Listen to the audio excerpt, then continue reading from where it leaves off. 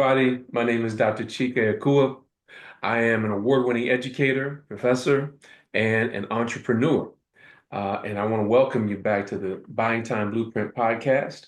Listen, we're taking the 52 top questions that entrepreneurs ask, and we're digging deep into the solutions to answer to those questions.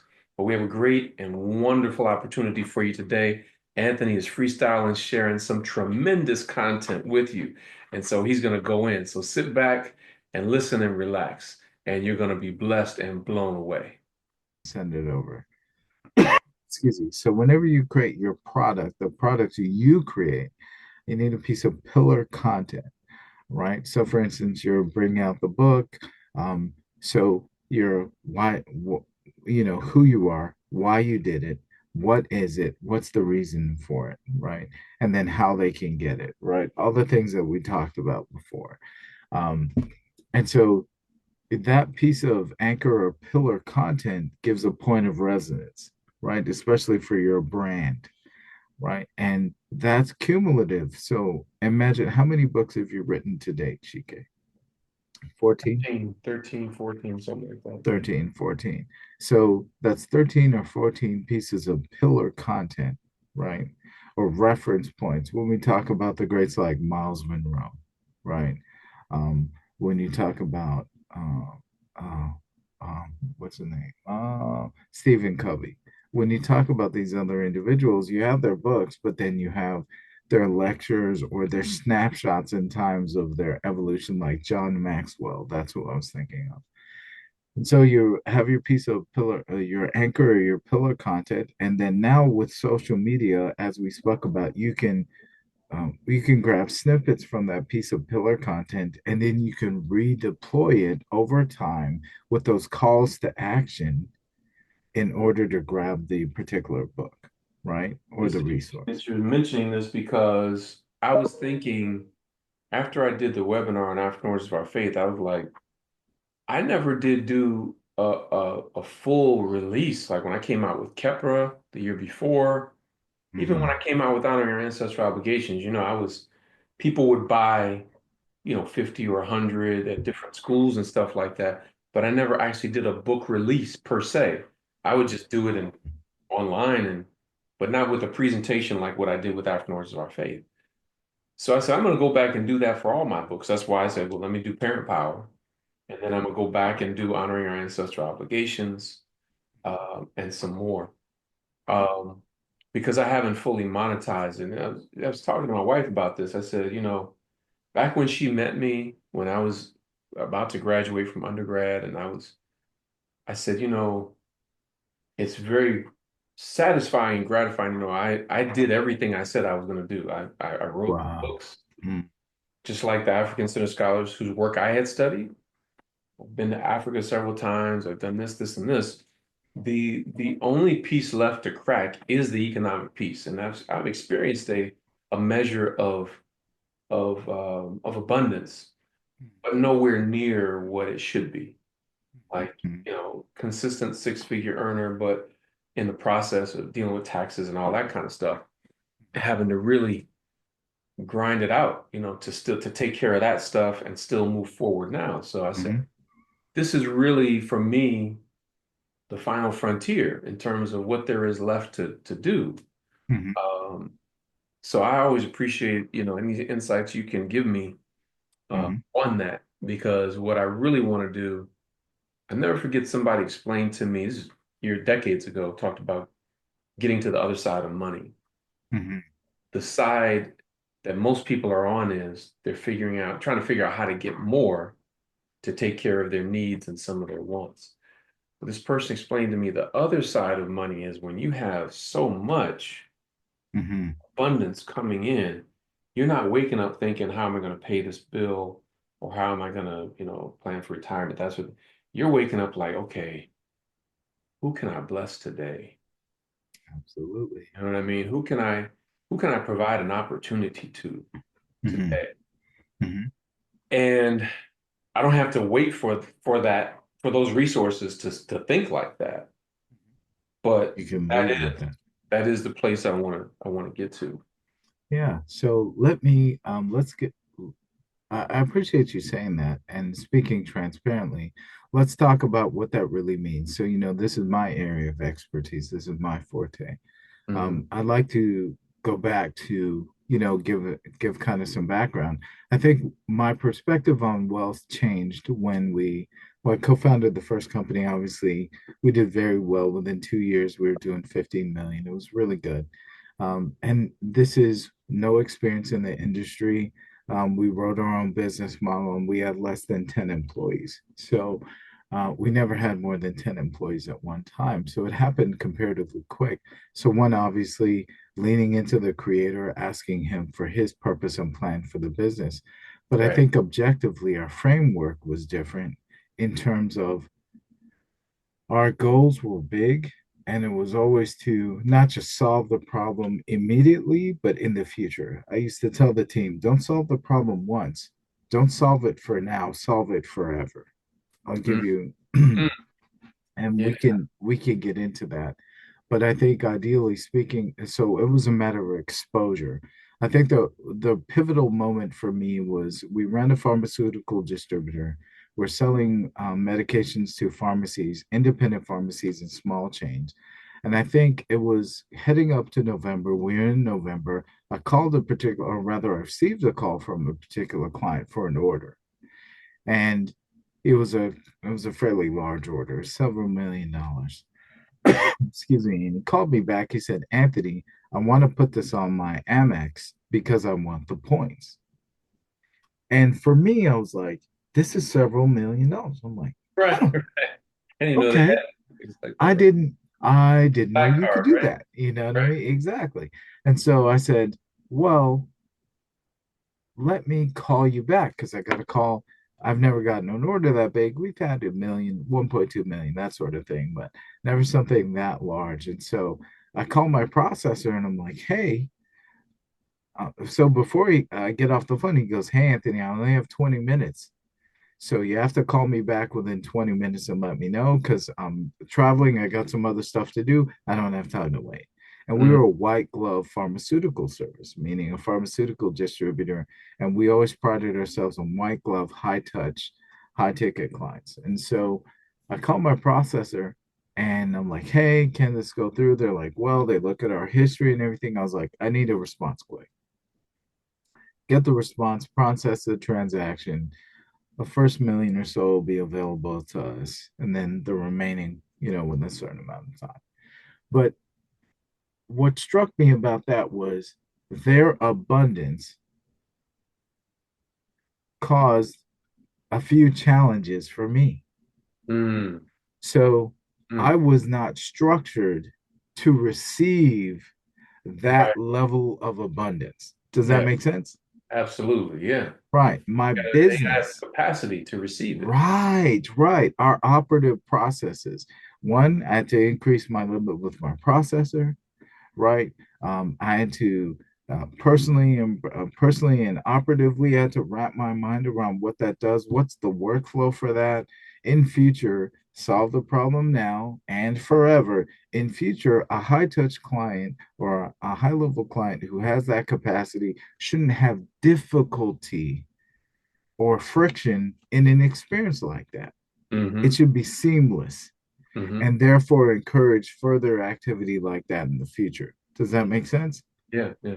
He was cool. So we had a great relationship, obviously. And so there was an allowance for that. But he shouldn't have had to do all that. It should be like, hey, Anthony, I want to make this happen. Boom, it happens. And Right. so what we did was we got AR insurance, so insurance for our accounts receivable in order to be able to put it on a credit card.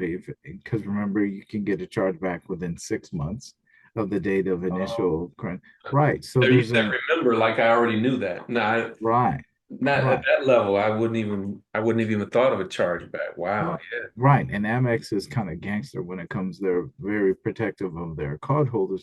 But all that to say, we solved the problem then and in the future. So the reason why I mentioned that, G, so when we're talking about structure, right, for your offer, and I want to make sure I kind of delineate this for you. Excuse me. So remember, you talked about a few things, and I'm trying to kind of clarify that. So you talked about the levels that that individual had given you. So there's subsistence, stability, growth, and abundance, right? Hmm. And so the level you're talking about is, you know what, Anthony? There's I'm past subsistence. I'm I've created stability, consistent six-figure earner. It's a bit of a challenge, but I'm there. I'm growing, but it's not to the degree that I want to, right? And I I want would to get into I would even argue that the growth has actually declined. So there you trying to go. get it back on that on the growth trajectory. Right. So you're having growth, but it's not that it's if you were to say I was growing 50% consistently or 10% per annum, and it's not happening anymore. There's some stagnation, or I'm seeing diminishing returns. And Hmm. so then the framework is, if I want to operate in growth where my opportunity, where my abundance creates additional opportunities for myself and for others, Hmm. Hmm. right? And so you lead with giving, right? Because the principles of the universe say, in as much measure as you give, you shall receive, right? Hmm. I'll give you an example of that. So we created, you and I have talked about the offer. And so I'm gonna cover that and go back to pillars. So obviously in our workshop, dealing with clients, there's a framework we go through when we're structuring or creating an offer, right?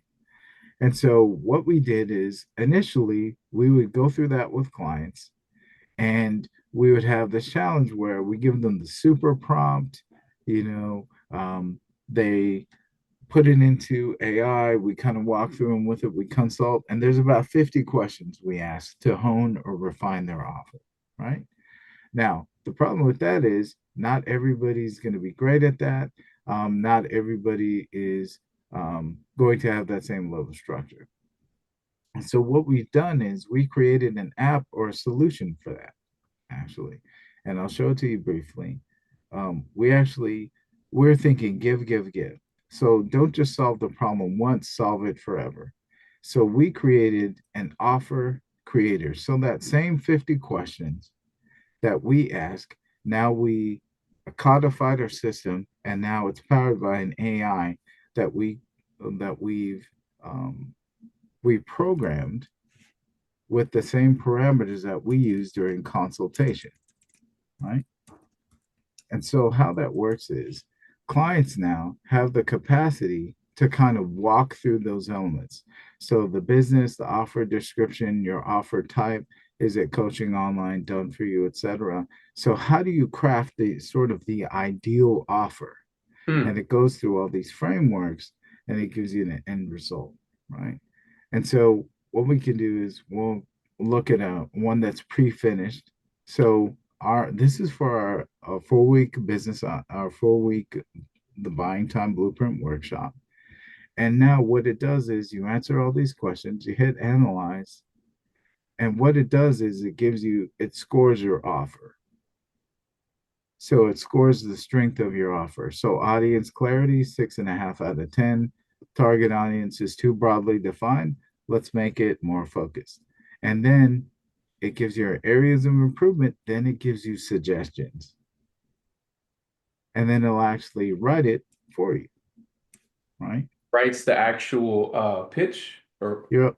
oh wow. Yep. And then in terms of the assets now, it'll deploy the assets. So look at here's your one liner, here's your guarantee. Oh man. It gives you the names of your offers, the offer stack. It'll give you a customer summary, and that's just this piece. But I think the most critical aspect and one that's it's your sales messaging, your 10-second pitch. I think me and JR talked about this one time. So for the telemedicine solution, our 10-second pitch was, we were hiring or contracting with existing reps. They were in marketing, they were in pharmaceutical marketing, they were medical device, and so they already have relationships with doctors and they have a day job. We just wanted to piggyback that relationship. And so we didn't have them learn a brand new product. We just had a 10-second pitch. Hey doc, have you thought about retirement? What you gonna do after retirement? Oh yeah, absolutely. Hey, would you be interested? There's a company who actually Makes it so that you can continue to make money off your practice after you retire with little to no effort on your part. Is that something you'd be interested in? They go, yeah. Have a little card, scan the QR code, takes them to a page, it's got a 5 to 7 minute video. They can book a call with our team. Mm. Simple. So your 10-second sales pitch is here, right? And then obviously after they respond, here's your 30-second pitch. Here's your sales call opener. Here's your positioning statement, right? Wow. Here's call to action captions for your landing page. And then, of course, here's your marketing assets. So your first three text messages, because you're Mm. going to put in an automated text sequence, your ad angles for paid advertising, your headlines for any articles or things you'll write. You could drop those into GPT or Gemini. Your social media bio, because you're going to need to update your bio when you create your CTA. Here's your first cold email that you're going to send out. It's your promo email. You're going to need one for your book, Chike, remember? And then your viral hooks for your social media posts. And then Wow. any webinar titles you have, and then email subjects for any potential emails you write. And of course, we do consultation. So this gives us a great foundation. But why am I showing you this? How did we create this? Why was it created? In as much measure as you give, you shall receive, right? So for the individuals in our workshop, the participants, we could tell them what to do and walk them through it, and they could be dependent on us. Or we could create this tool that would allow them to do that as many times as they needed to with as many offers as they want to make. So Mm. you have 13 books. For each book, you can create an offer, and that'll take you what, 20 minutes? And you Mm. have all the assets you need to put into your CRM to drop into social media, etc. And this is just the offer piece. Excuse me. We created mechanisms for social media, for marketing and advertising, social media. All of these exist in a similar way that generate your entire marketing program, your entire sales program, customer service operations. And so here's what I mean by giving. Initially, I was scared of this. I was like, oh, I've been consulting since 2018. We're doing pretty good. We charge 5 figures or more, usually around 10 to 25K. We're doing pretty good. Um, if I get into this whole technology thing, I had a telemedicine company. I still got the IP, the software. Jumping out the window on the software piece. What if I doesn't win? There's people who know more about AI than us. We weren't originally an AI software company, blah, blah, blah, blah, blah. That's all about me. Mhm. What about my clients? What about the people who are depending on my obedience for their win? What if I face the challenge? I lean in and create something and obsess about their problem and create a solution that meets their need. What Mhm. about that? What if I struggle and I win for them? Mhm. Mhm. What if I give? Here's an example. So Bill Gates, right? Love him, hate him, could say he's an evil billionaire, all the rest of it, but the Windows operating system has empowered billions Easily. easily. Education, business, whatever you want to say. In as much measure as you give, you shall receive. He's given that resource to billions, he's received reciprocally, right? And so we talked about kind of the challenge of, you know, I want to get to a certain level. Well, the being the person that can do the thing, then you can get the result, as Dr. Myron Golden says. The challenge is the being, right? Mm. Yeah. So, like Anthony, I want to get to a certain level. There's some things I don't know. So, going back, I have a product, right? I have a product or service. I need my anchor pillar content, which we talked about. So, that's the short interview that you and I do around what it is, who you are, what it is, why you did it, right? How they can get it, etc. Excuse me. You then take that content and then we're going to cut it up. We're going to drop it in an Opus clip or a program like that. It's going to cut it up into some clips. We're going to choose which ones we like the best, or we may choose different ones. We're going to deploy that organically on social media with a basic call to action. Where do we get our CTAs from? We get them from our offer engine, right? We throw our CTAs in there. We see what we get organically, the one that performs the highest. We then redeploy that as a paid ad, right? Mm-hmm.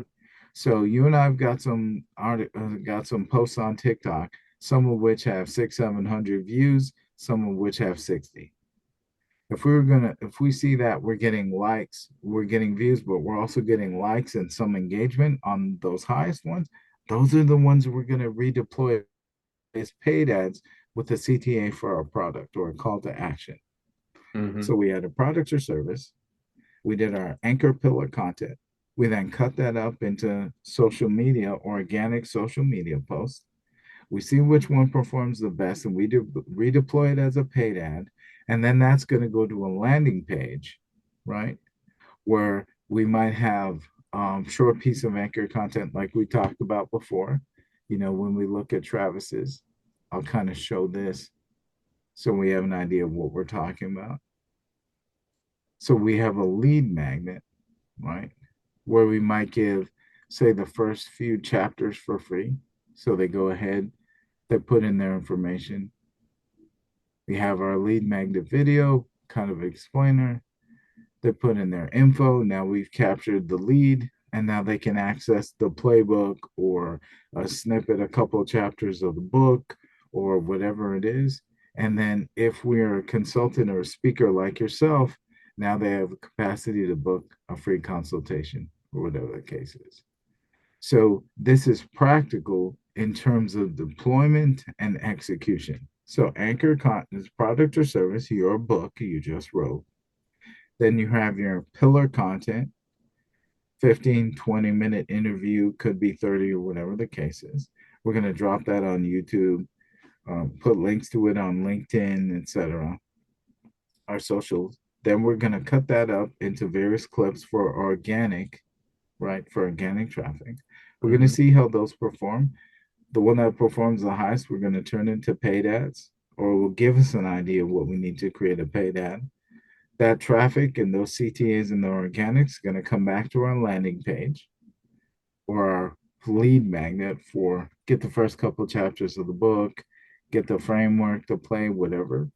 That's going to generate leads, right? And then additionally, we're going to create a nurture sequence of text messages, emails, and then a prompt for an internal call because we got their name, their email address, and their phone number. So that's objectively, that's how we go from, oh, I've written a book, or I do consultation, or I have a particular product or service, whatever it is. That's the logical flow of how we implement it. But in this day and age where who we are matters as much as what we do, Mm-hmm. if you have one product, you have one piece of pillar content, and you additionally create additional content around it. Gary Vee posted a post yesterday that I thought was so cool. Social media is now interest based. So the algorithm doesn't just feed you people, it feeds you what you're interested in. Mm-hmm. So if you have a book on parenting and Gary Vee has a book on parenting, he has 55 million followers, you have 1,500. But guess Oh, what? It's wow. gonna Yeah. right. You're producing content on parenting. They're interested in parenting. So they're gonna serve him up just like they serve you up. Mm. Because now you ever notice you look at one thing and now you'll get a Yeah. bunch, right? You'll get a bunch of different creators. Some will have 1 million followers, some will have seven, but it's based on your interest. Right. So now your expertise on or authority on a particular area of interest is now equivalent, right, with someone else if you can articulate it in a Mm. way that your audience can understand and that the general audience on parenting, on um, a woodcraft, on um, on teaching. whatever it happens to be, if you can articulate it, remember, what's my gift? How do I deploy it effectively? Who do I deploy it to? How do I communicate with them effectively? Then you can bring the people, Mm, right? Because it's an interest economy, not just a creator economy hmm on How social media. often, with those things in mind that you shared, like I'm thinking about doing a webinar maybe once a month or Mm-hmm. something. Mm-hmm. What are your thoughts about that? Or do you just use the pre-recorded content to just drive everything and Right. not have to do something that often, you know? So your webinar then becomes part of your pillar content, right? So Uh-huh. when you're structuring your webinar, it's bang for buck. So obviously you want to give them the most value for their time and you want to do it in a structured manner.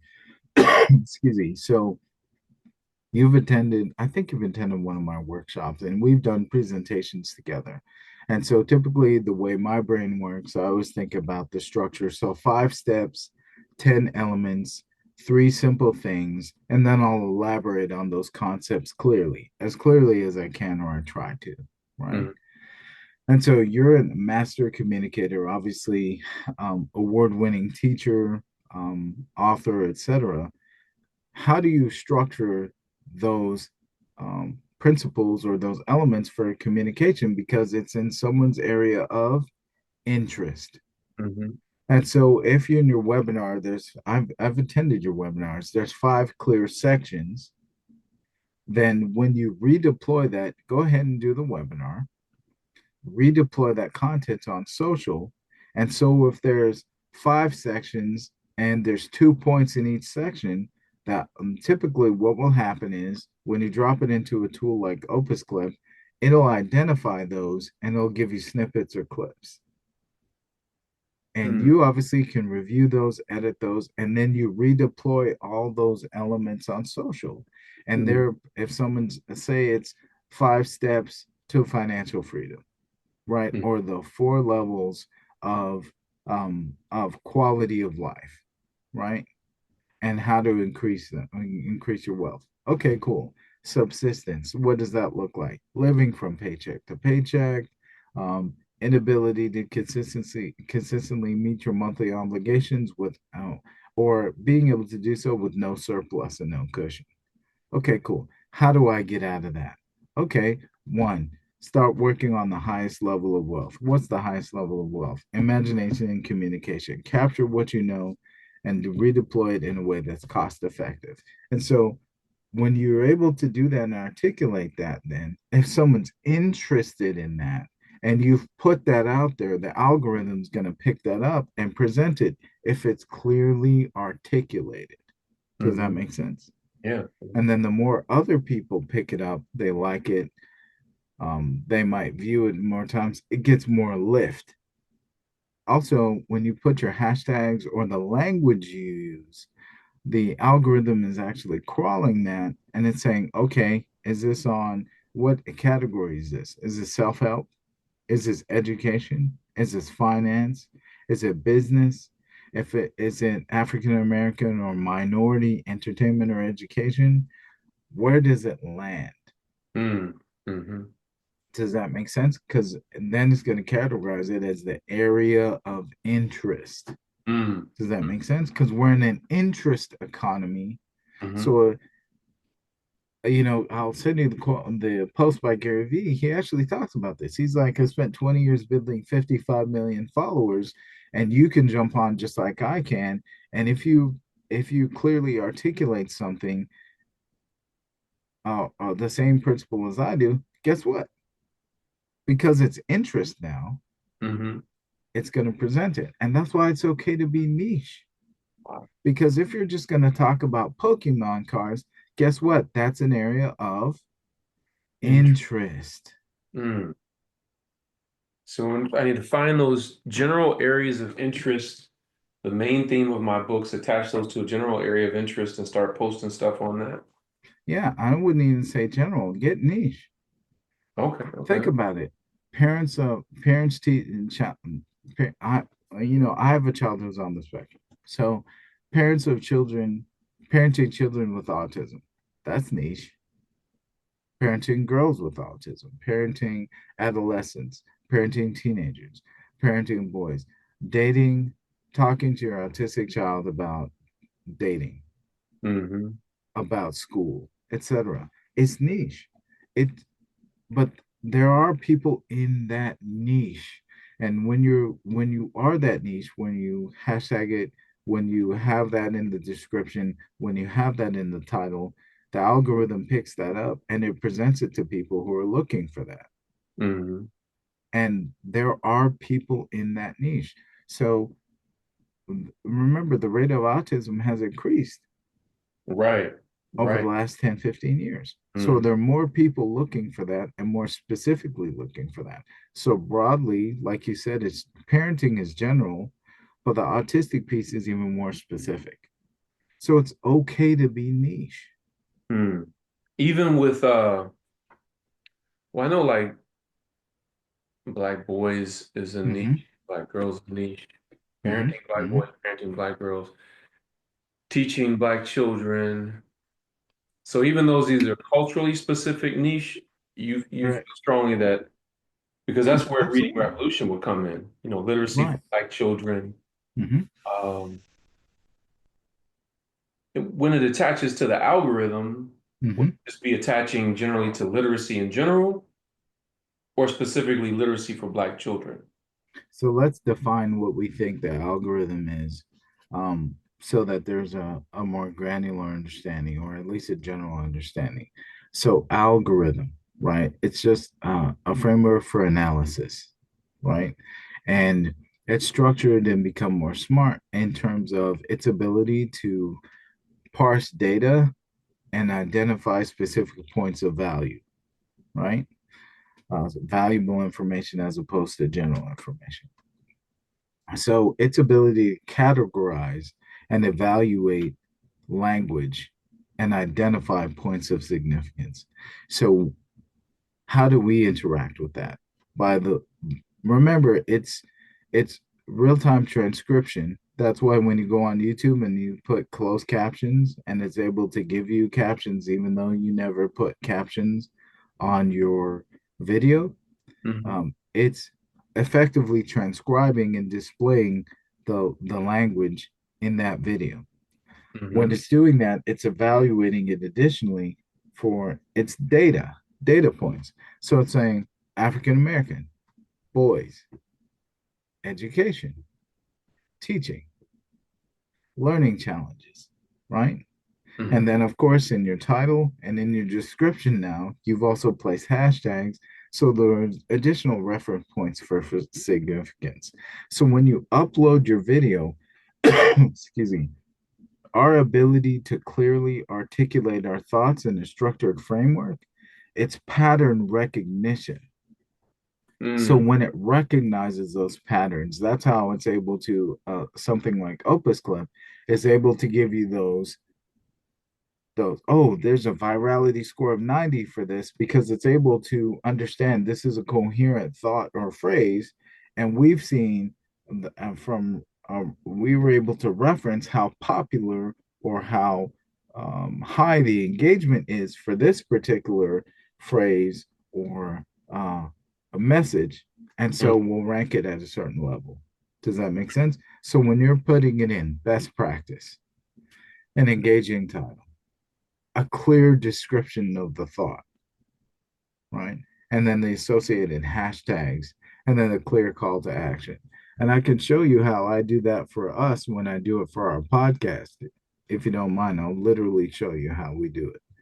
Mm. So I'll go to ChatGPT. I'll show you here when I'm creating elements for our podcast.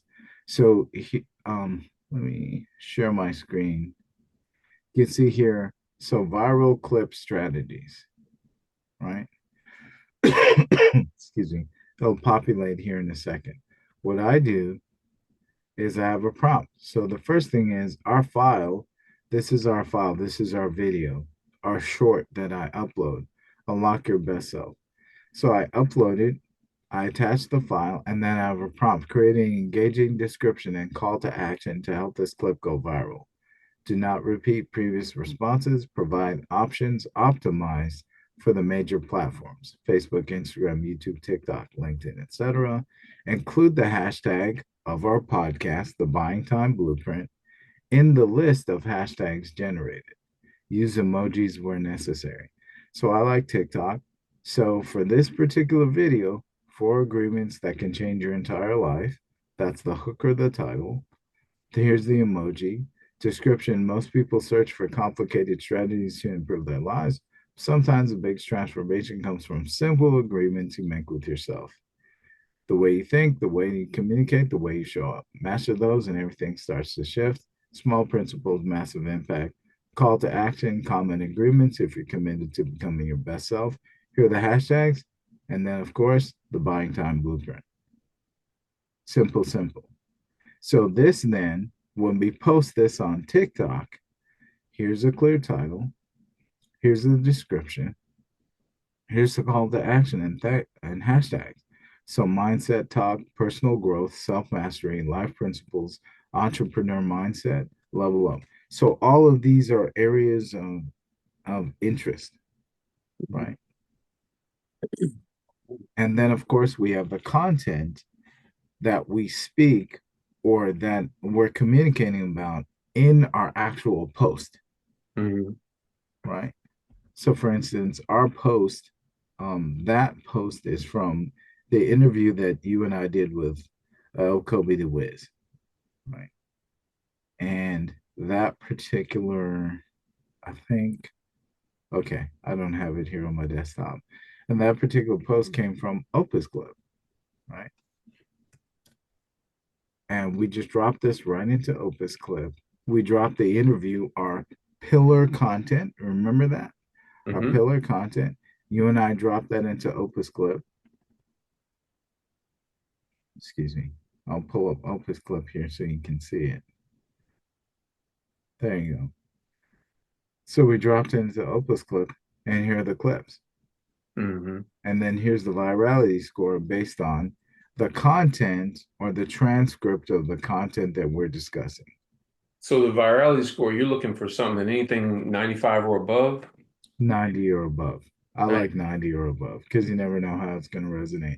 Somewhere on the border here. Then Mm-hmm. you have one that's here that's 89, another one that's 89. So I usually do 90 or above. Mm. All right. And then I'll go to our TikTok and you can see it on our TikTok. I think we have, it's modest. We just started this about a month ago. I think we're averaging, about 3,000 plus views a month, which isn't bad, or I think of the last 7 days, if I go to our socials, um, let's see, if I go to our social media now and I go to our TikTok, we can see here, yeah. So we're averaging pretty well.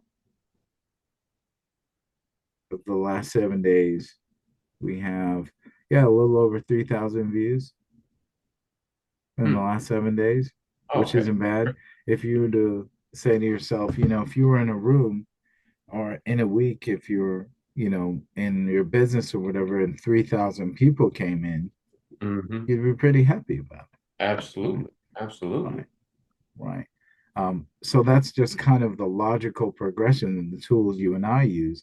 So it started with how can we give value? You and I sitting down having these conversations and saying, how can we share these structures, these lessons, the frameworks that we've gone through to actually get to this point, and then transparently share our pursuit of going even further, Mm-hmm. the tools we're using, how I'm learning from you, how you're learning from me, how we're, uh, combining our skills to your ability to articulate, to codify, to understand my understanding of these principles, processes, and frameworks in business, our mutual expertise. How do we communicate that so other people can grow? And I think you said earlier in our offline, you said, Anthony, I'm a person who just cares about what works. And as am I, I'm a person that I don't just care about the what, I also want to know the how, right? Mhm. And Sometimes I'm not even so interested in that. Like I don't know how my phone works, but right, but I use right. it, you know what I mean? As long as it works, as long as it's legal, moral, and ethical, I'm good. Yeah, absolutely. Well, I think that's the point for me, because once you know it, you can't, Eric Thomas, I heard him say once you can read, you can't not read, Mhm. right? And so, and in this context, you and I were talking about, here's your book, here's your piece of pillar content about your book. It's transparent, it's honest, it's clear, it's clearly instructed, articulated and structured, and then you redeploy that content on social media, cut it up into clips, redeploy it, see which resonates the most, run a paid ad behind it, or structure a paid ad around it. Excuse me. And then go ahead and deploy that to a page where you have a lead magnet. You have some element of a free or low risk offer, and then allow them to pick it up. Right. So you offer your book, your lead magnet. Also, you're always going to sell the thing you want to sell. Mhm. Hey, if you want to buy the book now, buy it. Here's the free lead magnet if you can't get that, and then obviously the nurture sequence for text and email behind that. And then if you've gotten their phone number, give them a call. Hey, Mhm. thank you so much for picking this up. I think it's super valuable. Celebrate every single individual. Mhm. Mhm. So here's a hack, and then I'll shut up. There's an author that I'm working with in the workshop. He pre-ordered a book from a lady about a year ago, and the book came. The book was about $40, and so she just reached out to him personally and said, "Hey, I know you got sort of a generic yeah, signature from me, but what I'd like to do is send you a free book with a custom signature. And oh, by the way, I'm coming out with another book as well. Mhm. What are the chances he's going to buy her next book? Right. Huge. Huge. Mhm. Now, his books, his book, he's selling it for 30. It costs him $6. Mhm. So he's up $24. Mhm. If he does the same thing and autographs and sends that person a book, right, for $6, has them, hey, I'd like to send you an autograph book. You just pay shipping and handling, right? He he sold the book for 30. He was up 24. Mhm. He's still up 18. Right. Right. And when he drops his next book, what do you think they're gonna do? Buy that one too. All right. Or when you send it to them, hey, do you want to pre-order my next book? Mhm. Absolutely. I got two books for the price of one already. Why wouldn't I buy the third one? Mhm. But again, give, give, give. Mhm. Give, give, give. Got you. Got you. Okay. Right. Right. So that's kind of my rant. I just wanted to be clear about the structure and the framework, the process behind a lot of this. Once you build the mechanism, it's kind of like building a sniper rifle, and then your products or services become the ammunition.